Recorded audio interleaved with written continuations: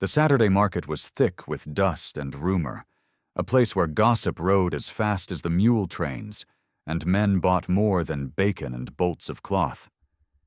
Tomas Calder walked into that heat like a man carrying his own confession, boots scuffing gravel while neighbors shifted their heads to see whom the rancher had dared to bring into town's daylight. And when he climbed the makeshift crate at the center of the square, the chatter dropped like a line, expecting a sale or a plea for credit, neither of which would have shocked them half as much as what he said next, for his voice, when it came, was a blunt instrument. "Stop," he called, palms raised, and the preacher's hat snapped with attention. "I'll buy those 3 women from Running Elk's camp." The square drew a breath so loud it rustled the awnings. A child fell silent. A dog grew still. And old Mrs. Greeley, who'd seen more bargains than births, clutched her basket like a talisman. "Without them," Tomas continued, and the words hurt even before the meaning was clear, "I'll be dead by spring, dead because my mother's fever will take her, dead because the hands to milk, to mend, to make are gone, and the herd's gone thin from the blight. So listen, I'll pay what I owe and more. I'll buy the help I need." Someone in the crowd laughed, sharp and cruel. Another muttered, "Buy a soul, eh?" Father Raines, whose sermons had a taste of vinegar since business had dried up, stepped forward, thin with righteous offense. "You cannot purchase people for charity, Calder," he declared, voice pitching high, as if moral outrage could trade for remedy. Women shouted across the square that life had rules and dignity, and men edged nearer. Smelling scandal like a dog smells meat. Tomas's hands flexed on the crate. He let the brim of his hat shadow his eyes, and made his choice visible, not in smarmy boast or quiet bargain, but in the name of a mother who had once mended his shirt with trembling hands, and who now coughed when the sun was high and the water ran low. He told them about the fever tearing Doña Marta, how the town doctor's bottles were empty, and the old midwife had died 2 months back. He spoke of the blight on the lower pastures that had hollowed his herd. He spoke of his son, Miguel, pale and working too many hours, of creditors' letters that smelled of winter and demand. "They know the creek," he said of the tribe's women, as if knowledge could be traded for coin. "They know herbs my farmhands do not. They know tracks and places where the water hides in the arroyo. They know how to bind a fever without a bottle. Without them, I'll watch my family starve or fall sick, and I'll have no hand to mend it." The crowd shifted again, part disgust, part curiosity. The notion of a man buying women as if they were cattle enraged some and intrigued others. Hate and fascination are cousins, and the square had both in abundance. Little babies wailed, women crossed themselves, and the children whispered that the Calders had always been odd, but never this blunt. Father Raines denounced him then, not his need but his method, declaring such purchase a sin that would mark the town for gossip. Sheriff Harlan, who preferred to keep his politics quiet, cleared his throat and said the law would be followed. There would be talk of contracts and ownership, of whether a man could lawfully bring another's kin under his roof for wages or debt. Tomas looked at them all, weathered face folding, and though his voice shook, he finished the sentence he had been carrying. "I'll pay what it takes. I'll do it out of my land if I must. Just leave them safe." From the edge of the crowd, a boy called out a slur. Someone spit in the dirt. A woman several stalls down murmured, "He trades breath for coin." But from the other edge, where the adobe stalls met the sky and the path out toward Running Elk's camp lay like a forgotten scar, Tomas's son Miguel stood with his jaw set, as if he'd heard a bell that only he could answer. This would not be tidy, he knew, but when his father climbed down from the crate, shoulders squared with the knowledge of how much he'd risked, the whole marketplace had changed. And whether hatred or help followed, life itself had just been wagered on a trade that would test every one of them. By the time the sun began its slow fall over the sage plains, The entire county already knew what Tomas Calder had said. Word spread faster than wind out here, through saloon talk, through wives whispering over laundry lines, through hands who'd rather watch a man burn than see him beg for help. At the Calder Ranch, Miguel was tightening the saddle when his father came through the gate, dust on his boots and 1,000 unspoken words behind his eyes. "They'll hang you in stories before the week's done," Miguel muttered. Tomas said nothing. He just grabbed his rifle, slung it across his shoulder, and nodded toward the south trail. "We ride tonight." Miguel frowned. "You mean to go through with it?" "I don't have the luxury of pretending I didn't say what I said." The road to Running Elk's camp was long and narrow, a ribbon of dirt carved between mesquite and silence. Coyotes tracked them for a while, their howls weaving into the dusk. By midnight, the moon had climbed high enough to paint the world silver. They crossed the dry riverbed and saw the glow of campfires ahead, tiny stars scattered across the basin. The smell of wood smoke and juniper hung in the air. A guard called out in a language Miguel didn't know, and soon figures emerged from the dark. 3 men with rifles, a 4th with the calm bearing of someone who needed no weapon to command. Running Elk stepped forward, his hair streaked with gray, eyes sharp as obsidian. "I thought you were a smarter man, Calder," he said evenly. "You come to buy what's not yours." Tomas dismounted slowly, hands open. "I come to trade," he said. "For medicine, for help, for time. And your town calls it purchase. My town calls anything beyond its fence a sin." The chief studied him for a long moment, then gestured for one of the younger men to bring water. "You speak of help. Help has a cost." "Name it."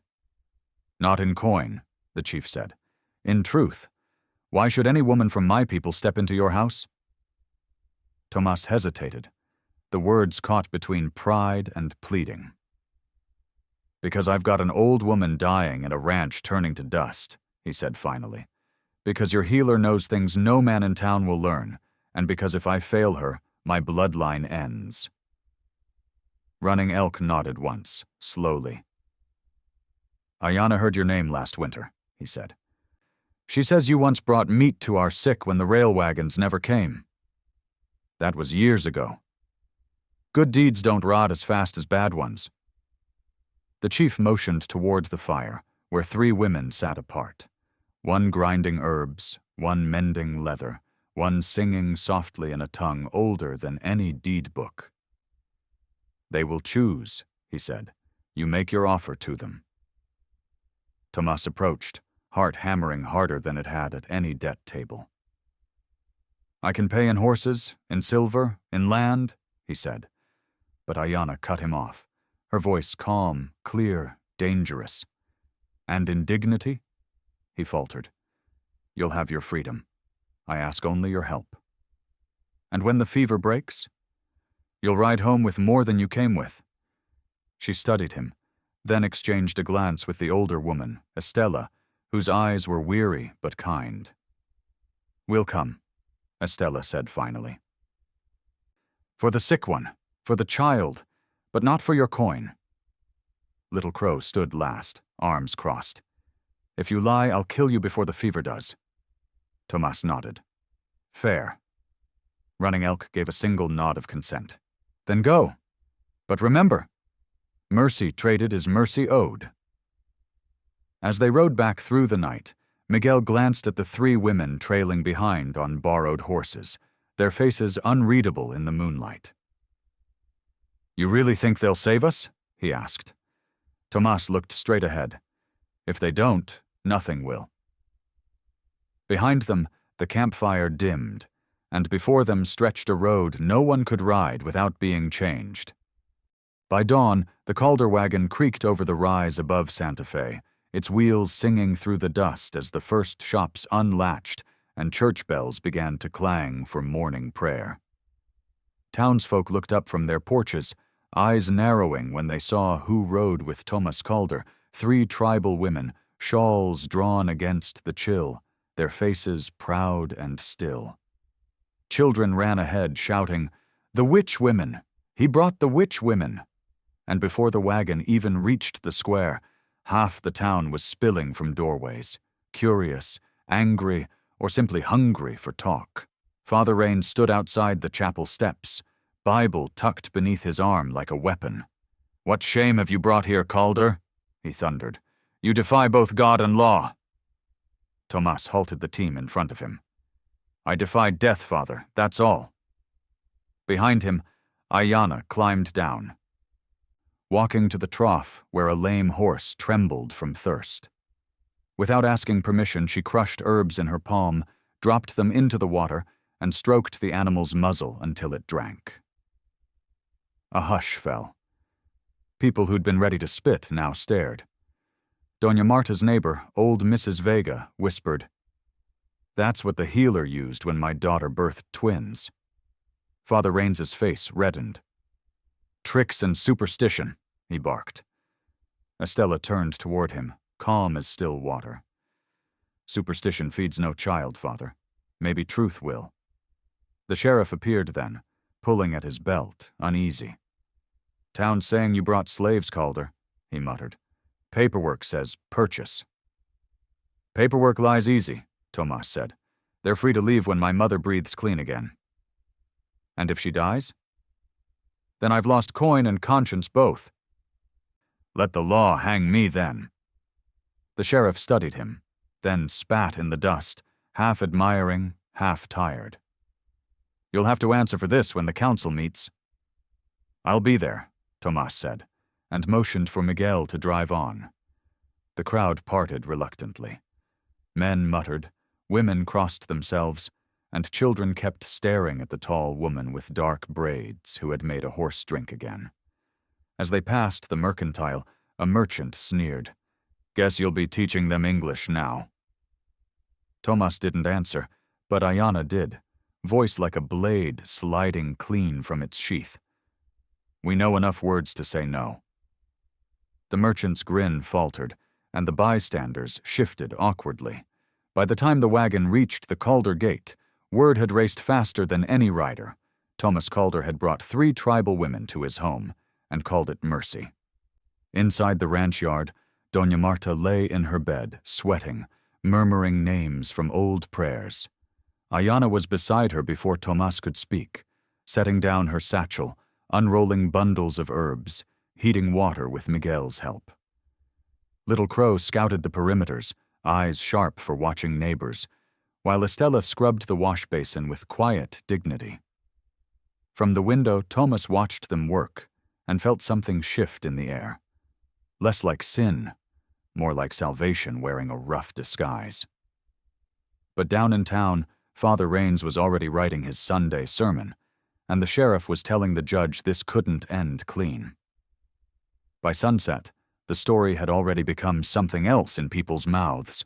Some said Calder had bought wives, some said witches, some said trouble.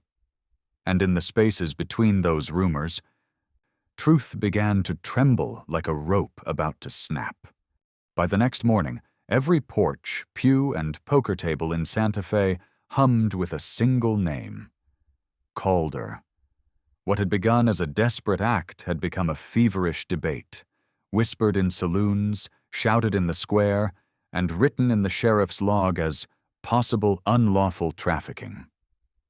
Father Rains strutted from house to house with a folded petition in his hand, warning mothers that sin had moved into their midst and that a man who buys women will next sell his own.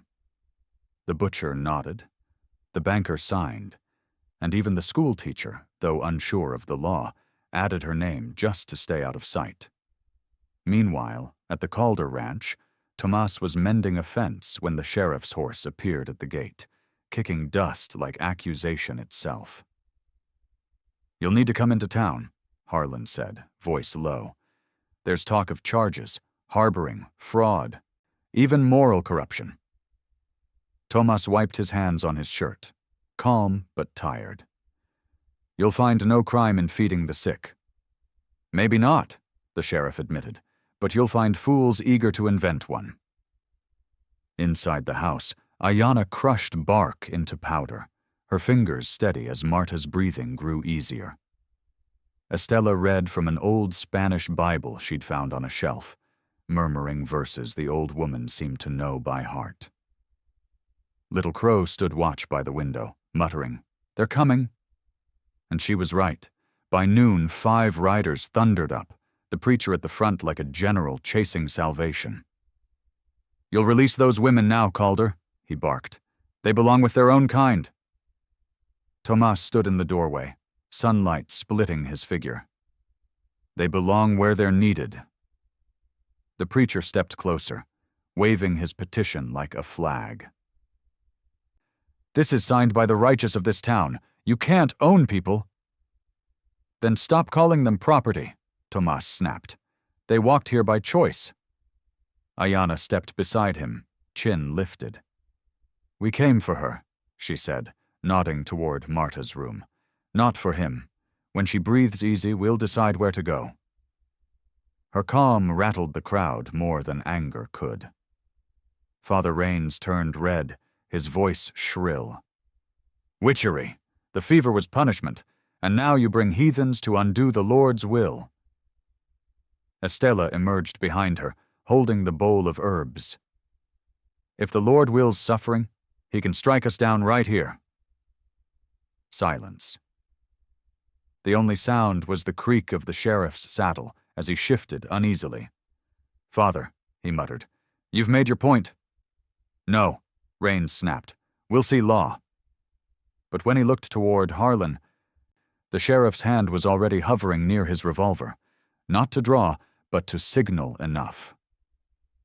The preacher hesitated, then spat in the dust and turned away, dragging his flock with him. As the riders disappeared, Tomas exhaled, sweat shining on his temple. "That won't be the last of it," he said quietly. "They'll twist this till it fits their story." "Then let them," Estella replied, eyes fixed on the hills. "Stories rot faster than truth." That night, lanterns burned in town windows while letters were written to the governor, and the merchant sent a telegram to Albuquerque demanding inquiry.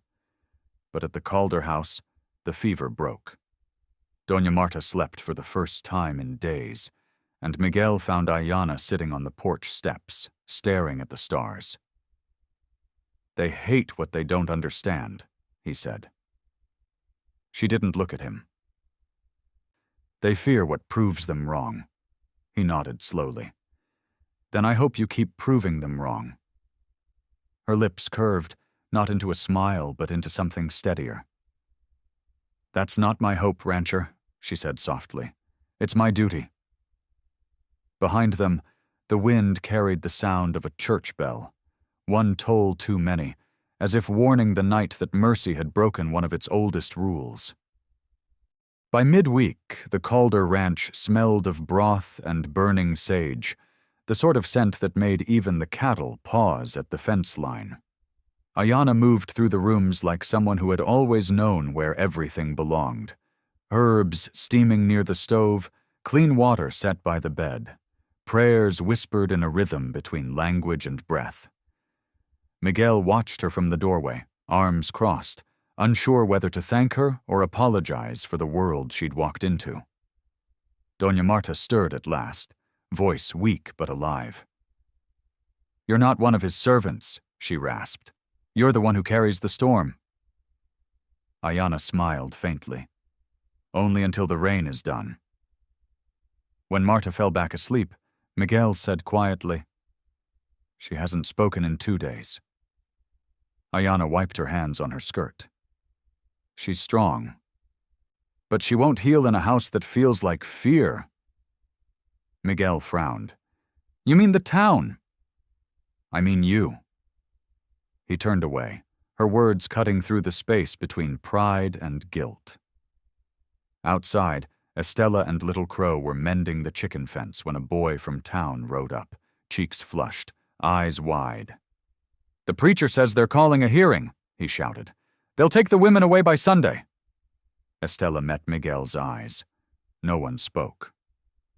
Later, as night drew close, Ayanna lit a fire in the hearth and motioned for everyone to sit. "We can't hide," she said, "but we can stand." Tomas looked older than ever, shadows deep under his eyes. "Standing won't stop the law." "No," she said, "but truth will." She reached into her pouch and drew out a folded scrap of paper, the sheriff's telegram receipt found earlier in the stable. It bore the merchant's name, proof that the complaint had been filed as a personal grudge over a debt, not a matter of law. Miguel leaned closer, astonished. "You can read English?" "I can read lies," she said simply. "They use the same letters." Tomas took the paper, rubbing his jaw. "This might hold them off." "It might do more," Ayanna said. "It shows your law bends same as ours, just quieter." Little Crow threw another log on the fire, sparks flaring like small rebellions. "You think the town will listen?" she asked. "They'll have to," Miguel said, "because they'll be watching when we don't bow." Outside, thunder rolled across the desert, though the sky was clear, a false storm, one that only the mountains could hear coming. In that glow, Miguel saw how the firelight danced against Ayanna's face, softening her defiance into something almost tender. "You shouldn't have come here," he whispered. "Maybe," she said, "but neither should you have stayed afraid." And for the first time since the whole ordeal began, Miguel laughed, not because anything was funny, but because something heavy in him finally cracked. They sat together in that fragile warmth, the stormless thunder rumbling far off, and for a fleeting moment the world outside the ranch didn't matter. But down in town, Father Raines's petition had reached the governor's desk, and a new telegram was already on its way back, one that would drag the Calder name before a judge and test how much mercy a territory built on land and pride could bear. The courthouse smelled of dust, sweat, and old wood polished by decades of judgment. By the time Tomas, Miguel, and the three women arrived, the benches were packed with townsfolk hungry for spectacle. The preacher stood near the front, chin lifted, Bible gleaming like a badge. "God's law will speak today," he told anyone who would listen. The sheriff leaned against the wall, silent, watching the room as if waiting for it to burn. When the judge entered, even the gossip quieted. "Thomas Calder," he began, eyes sweeping the crowd, "you are accused of purchasing human property, concealing foreign persons, and defying moral statute. How do you plead?" Tomas rose slowly, hat in his hands. "I plead tired, Your Honor, tired of watching decency mistaken for sin." Murmurs rippled through the crowd. The judge frowned. "You'll mind your tone, Mr. Calder." "And you'll mind the truth," Tomas shot back, voice steady. "These women were not bought. They came by choice to heal a sickness you wouldn't touch." The preacher slammed his fist on a pew. "Lies! They bewitched him. They bewitched his house." The judge raised a hand for order, but the air already crackled. That's when Ayanna stepped forward, quiet as water over stone. "You speak of witchery," she said, "but sickness does not ask who owns land or prays louder. We came because a woman was dying. We came because mercy asked first." The crowd fell still. Even those who had shouted before now listened. Father Raines's mouth tightened. "You call that mercy? You trespassed into Christian homes?" "Then let me tell you what your God saw," Ayanna said, her voice carrying like wind through canyon. "He saw a man dying in the desert. My people fed him. That man was Thomas Calder. You call him a sinner now for remembering." Heads turned. The preacher blinked, momentarily robbed of words. The judge's gavel tapped once, softly. "You're saying he owed you his life?" "Not owed," she said. "Shared. That's the word your books forget." In the back, Miguel stood, lifting the telegram receipt Ayanna had found. "And this," he said loudly, "shows the complaint was filed by a merchant to settle a private debt, not a crime." He handed it to the clerk, who passed it up. The judge studied the paper, then looked sharply at the preacher. "Is this true?" Father Rains hesitated. "The merchant, Enough." The judge dropped the paper. "This court finds no crime in compassion. You may not like what the man did, but law does not punish mercy." For a moment, no one breathed. Then the gavel struck hard. "Case dismissed." A murmur rolled through the hall, half relief, half disbelief.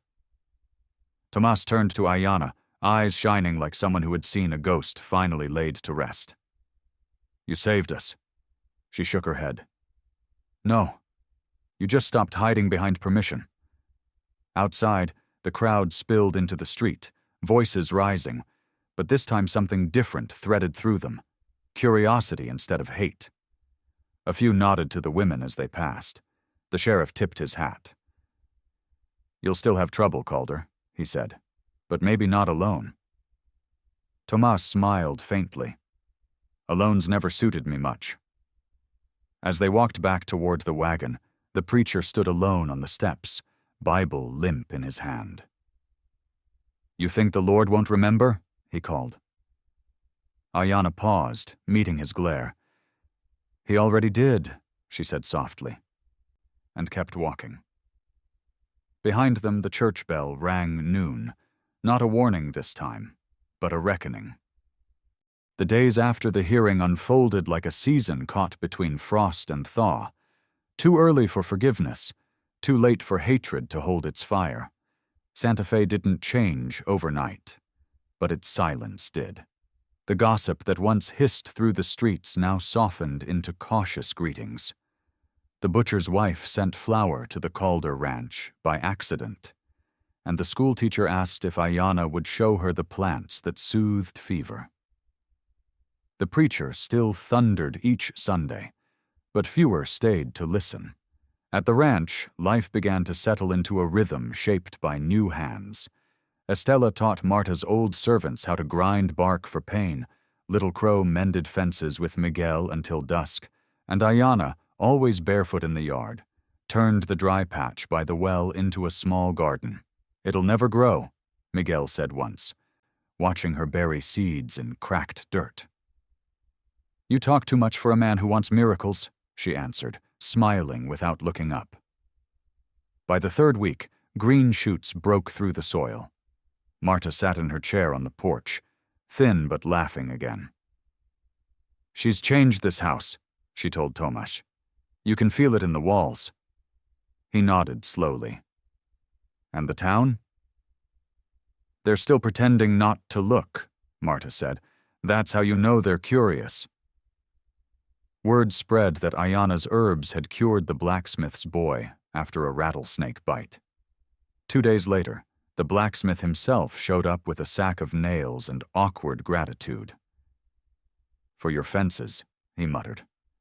Miguel took them, both men pretending not to see the small smile Ayanna hid behind her braid. But peace was never a thing the frontier let rest long. One evening a rock shattered the kitchen window, scattering glass over the table where Estella had been kneading bread. On the rock was a scrap of paper. "Leave before the sun burns you out." Tomas read it, jaw tightening. Miguel wanted to ride into town that night, fists ready. Ayanna stopped him. "Fear speaks loudest when it's dying," she said. "Don't answer noise with more noise." He stared at her, anger cracking into admiration. "You're not afraid, are you?" "Every day," she said.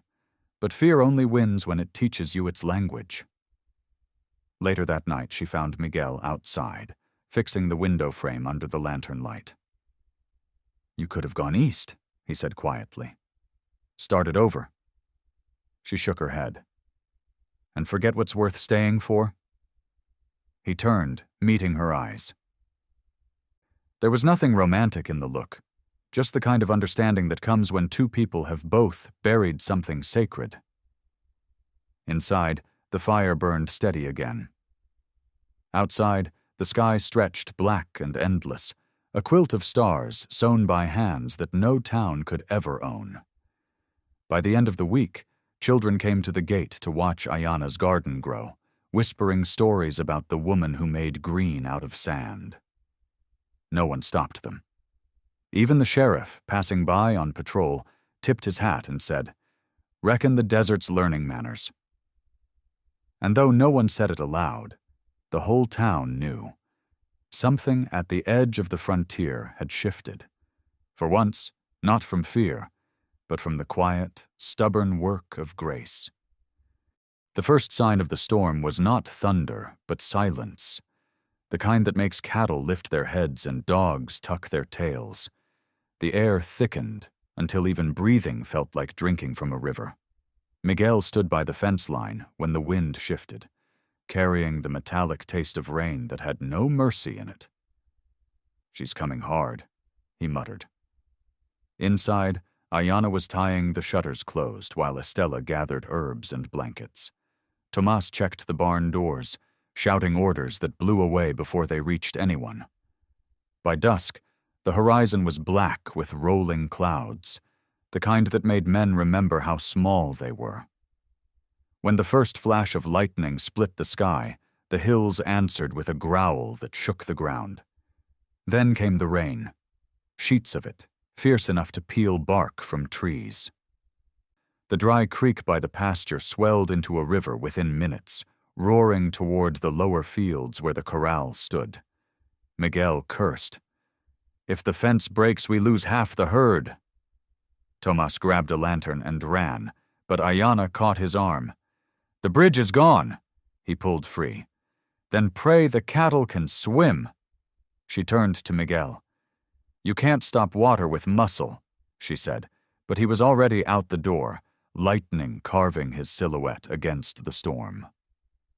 The women worked fast, moving Marta's bed to higher ground, sealing the windows with cloth, feeding fire to the stove to keep the warmth alive. Outside, the ranch sounded like war, wind howling, hooves crashing, thunder tearing the sky apart. Ayana stepped out anyway, rain slashing her face, and saw Miguel knee-deep in the flood, trying to free a trapped mare. "Let it go," she shouted. "It's caught in wire," he yelled back. Without thinking, she waded in, gripping the animal's reins while Miguel cut through the tangle with his knife. The mare bolted toward the barn, nearly dragging Ayana under. Miguel caught her wrist and pulled her close just as a section of the corral fence gave way with a roar. They fell together into the mud, drenched and breathless.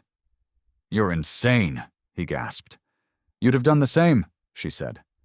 "Maybe," he admitted, "but I wouldn't have made it look that easy." They both laughed, sharp, wild, and half-drowned in thunder. By dawn, the storm passed as suddenly as it had come, leaving the valley carved with new rivers and silence that sounded almost holy. The herd had scattered, but most survived. The house still stood. In town, roofs had caved, and the churchyard flooded up to its steps. The preacher himself arrived at Calder Ranch by midday, hat in hand, clothes soaked to his knees. "We've lost our well," he said stiffly. "The children are sick. The water's bad." Tomas didn't speak. He just looked toward Ayana. She nodded once and began packing her satchel. The preacher swallowed his pride. "You'll help us?" "I help whoever asks," she said, walking past him. "Even those who curse while they drink." When they reached town, the people who had once jeered now parted like waves. Ayana knelt beside a child coughing in the mud, pressing crushed leaves against his lips. Within hours, the fever broke. "It's the same herb she used on the old woman," someone whispered. By sunset, the church courtyard smelled of cedar and smoke, and the same man who'd thrown a rock at the Calder kitchen was now hauling clean water from the well she'd blessed. Miguel watched from the doorway, mud still on his boots, Awe and exhaustion tangled on his face. "You just bought their silence," he said softly. "No," Ayana answered, eyes on the boy now sleeping peacefully. "I gave them debt." The preacher lowered his head. "A debt we'll never repay." She looked at him, voice quiet but unflinching. "Then start by not forgetting."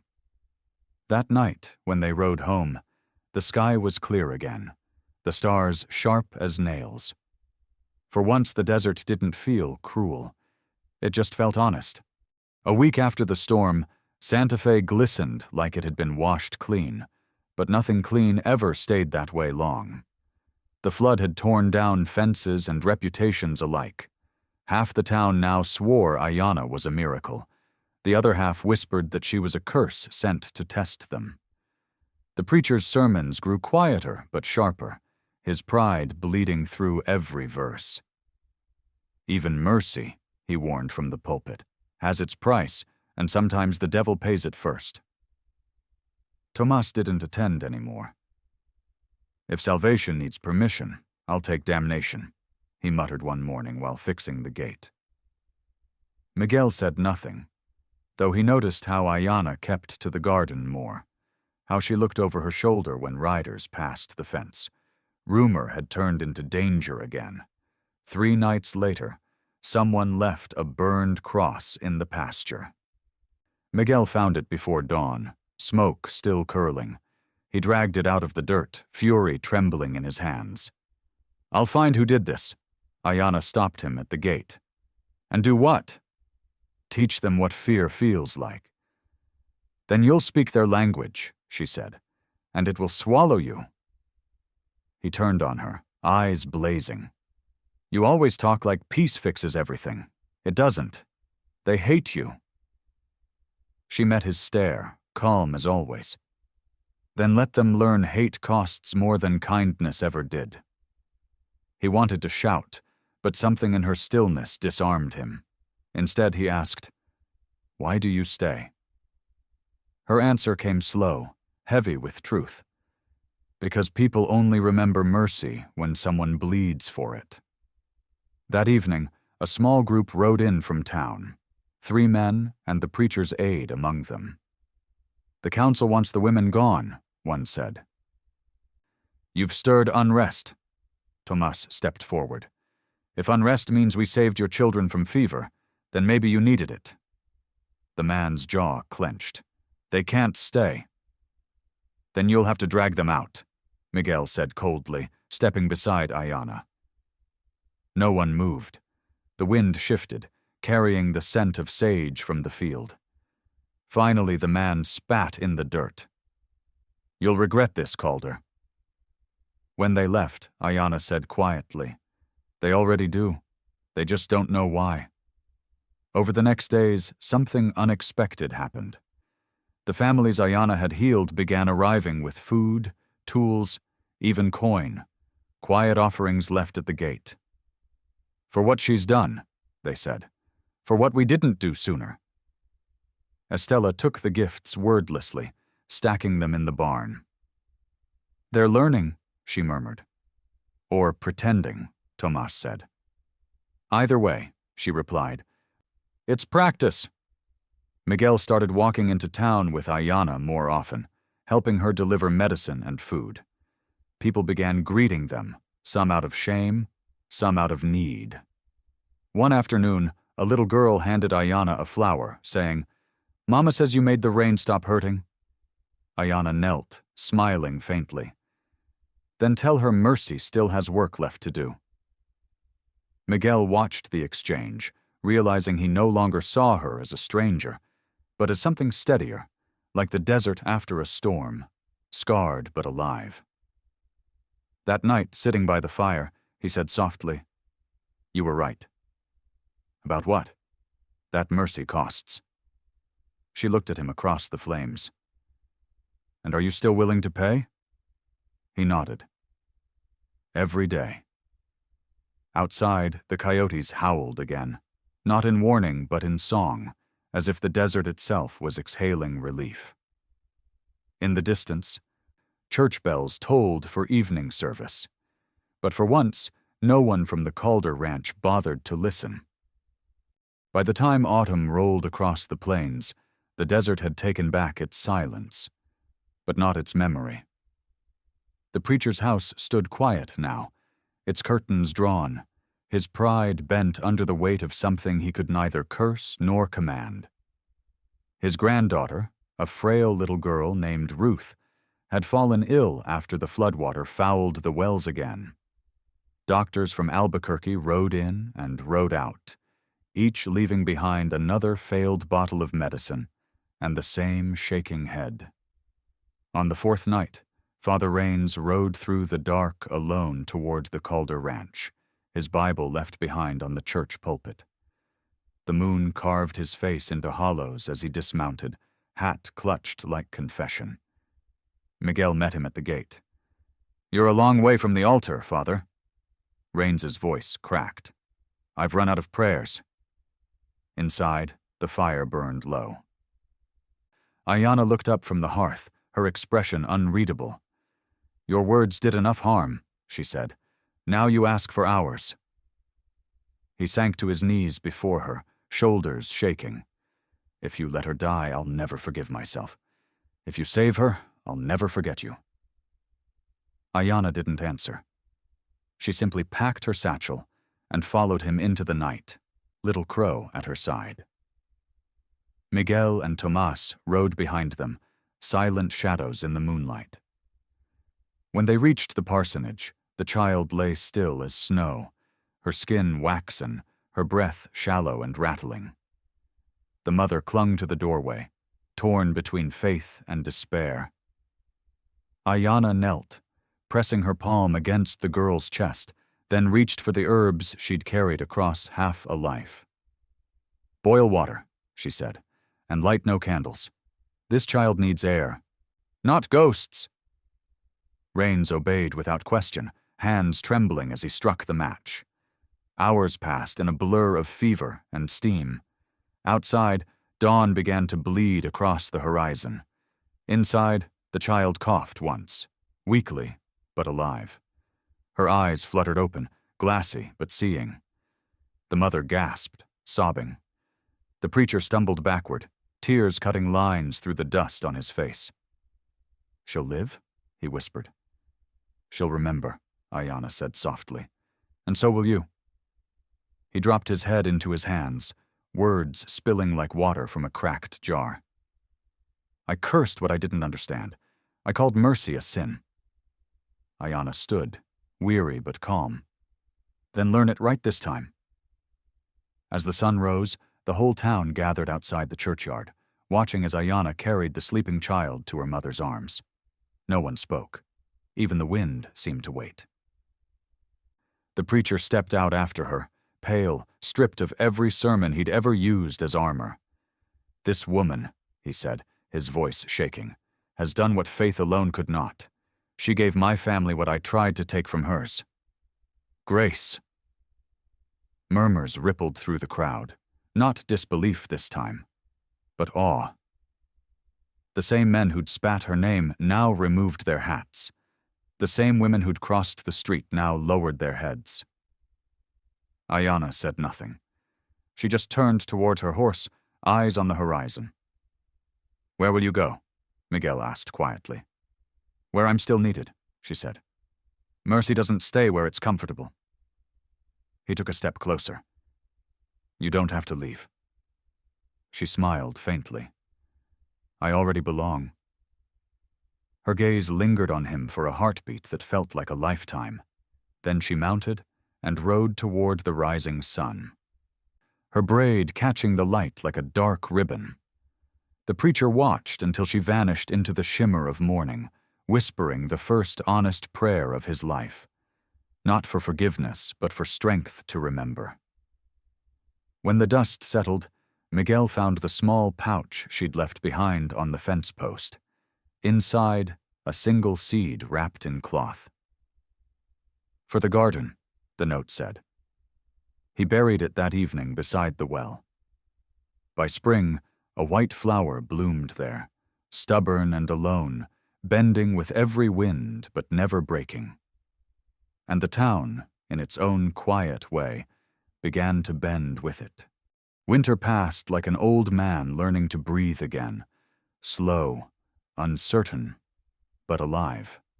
By the time the mesquite bloomed, the Calder Ranch had become a place whispered about in both fear and respect.